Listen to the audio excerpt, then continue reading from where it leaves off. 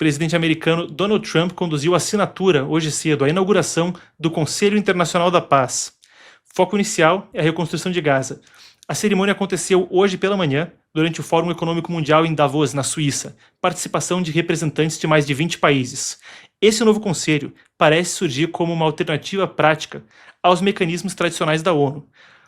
O foco original seria em Gaza, mas Trump não descartou a possibilidade de que ele substituísse organizações internacionais, uma preocupação que diplomatas já relataram antes a agências de notícias.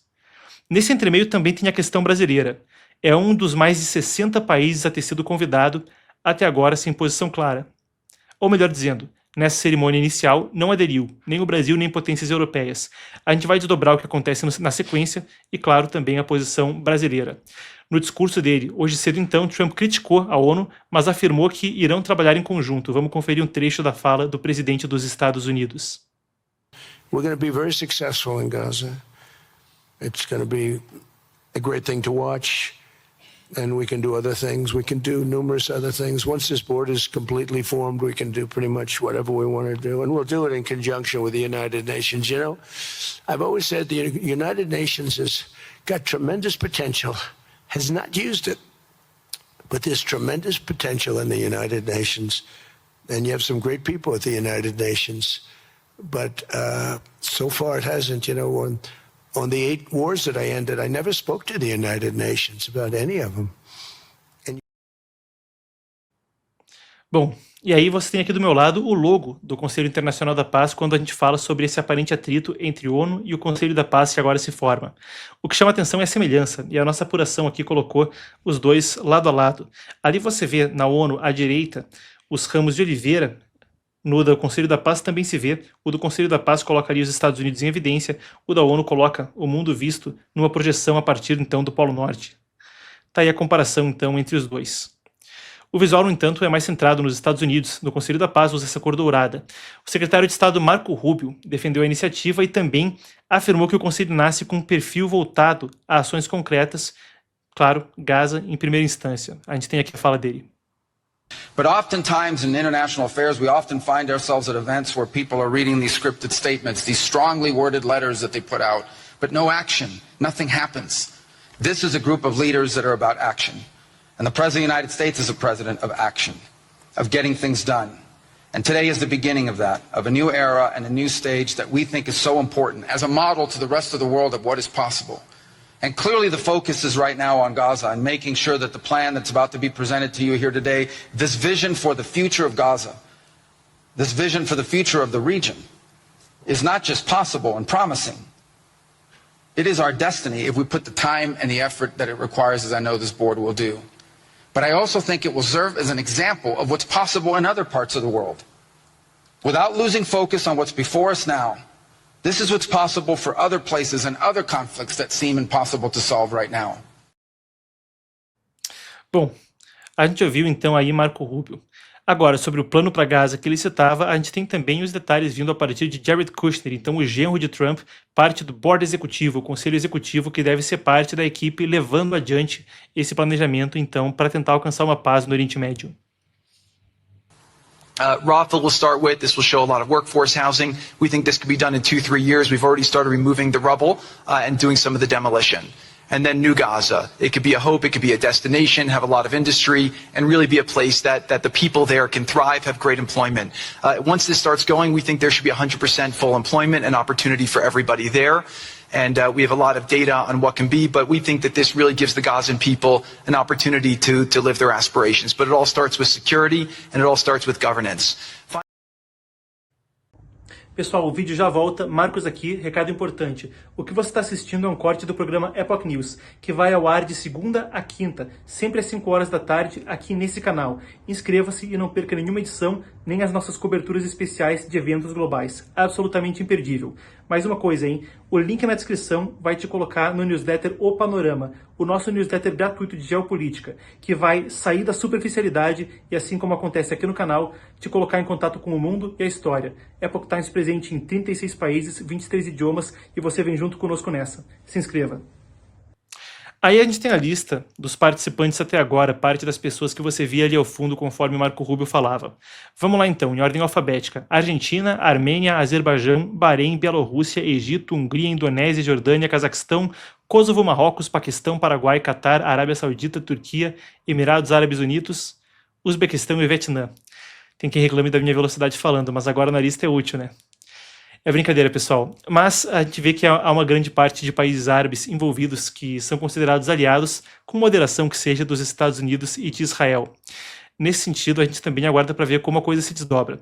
Tem aí a situação na qual a desmilitarização de Gaza é um dos tópicos mais polêmicos por aí e outra das questões que Kushner também detalhou. So demilitarization, this is something we're starting now that we have a new government in Gaza. This government will be working with Hamas on the demilitarization to really take the principles that were agreed to in the document to the next phase, and hopefully that will be successful. Without that, we can't rebuild. So if Hamas does not demilitarize, that will be what holds back Gaza and the people of Gaza from achieving their aspiration, and that's very important. Bom, aí a gente tem algumas questões. As potências europeias ainda não se juntaram, como fica notório na lista de países que eu citei. Os países mais desenvolvidos não participam até o momento do Conselho da Paz. E claro, também tem uma posição muito unida da Europa quanto ao que aconteceu com a Groenlândia, o que também torna mais complicado navegar esse cenário para eles, afinal de contas, se existe a preocupação que isso possa eventualmente estar em termos mais desfavoráveis para eles, substituindo a ONU, apoiariam? É uma das questões. Entre os convidados está também o líder russo Vladimir Putin. Até agora, não estava também nessa lista, mas foi um dos convidados. Ele disse que a Rússia está disposta a destinar até $1 bilhão em ativos congelados para apoiar o Conselho da Paz. Fala veio hoje, tá? Enquanto ele recebia, no Kremlin, o presidente da Autoridade Palestina, Mahmoud Abbas.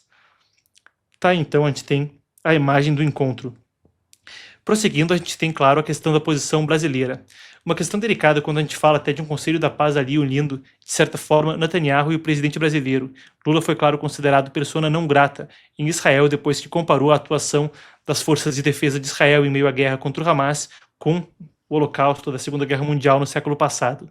Uma coisa que não foi bem recebida. Não foi só a designação de persona não grata. Até o embaixador brasileiro foi obrigado a dar um passeio no Museu do Holocausto e depois teve que voltar para o Brasil. Teve não, né? Foi reconvocado, então, pela diplomacia brasileira. Também tem algumas nuances aí nesse sentido da posição brasileira. Um país que, afinal de contas, não esteve, por exemplo, entre os países que pediram a reunião de emergência para o Irã a respeito das manifestações no Irã que deve acontecer amanhã na ONU. Na tensão que vem por ali, a gente aguarda para ver como o Brasil se posiciona quanto a isso, navegando também uma situação delicada em termos de equilibrar a fina linha, a linha tênue, então, entre como lidar com o conflito e a tensão China e Estados Unidos. Por aí eu quero passar com vocês também com atualizações a respeito da questão na Groenlândia, indo de Gaza para um lugar muito mais gelado. Em entrevista à Fox News, Trump afirmou que um acordo está sendo feito para o controle permanente dos Estados Unidos. Confira. We will have everything we want. We're getting everything we want at no cost. So the Golden Dome will be on Greenland? A piece of it, yes, and it's a very important part because everything comes over Greenland. If the bad guys start shooting, it comes over Greenland.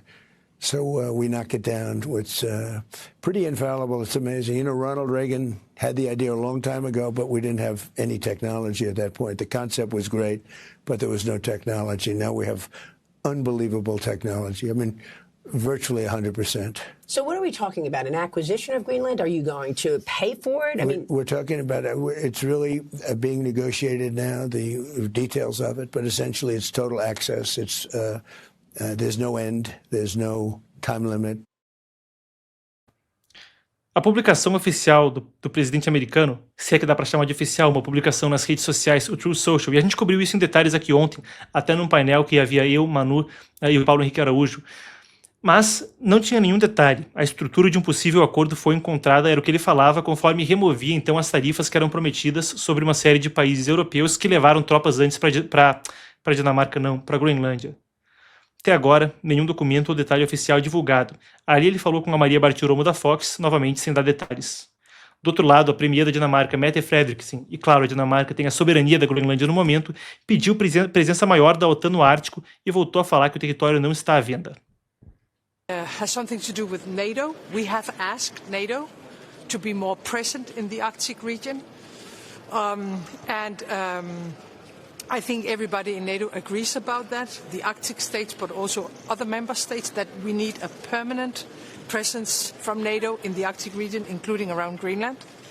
And then we will discuss in a more traditional political, diplomatic way with the US about our bilateral relationship between the Kingdom of Denmark and the US. You're asking about red lines. We have them. Of course, I think it's clear for everybody that we are a sovereign state and we cannot negotiate about that. Aí está então segue sendo uma linha vermelha a aquisição. Teve até especulação na imprensa internacional, oficiais dizendo sob anonimato ao Wall Street Journal que assessores teriam persuadido Trump a dizer que cancelava aí as alternativas militares. Será a ver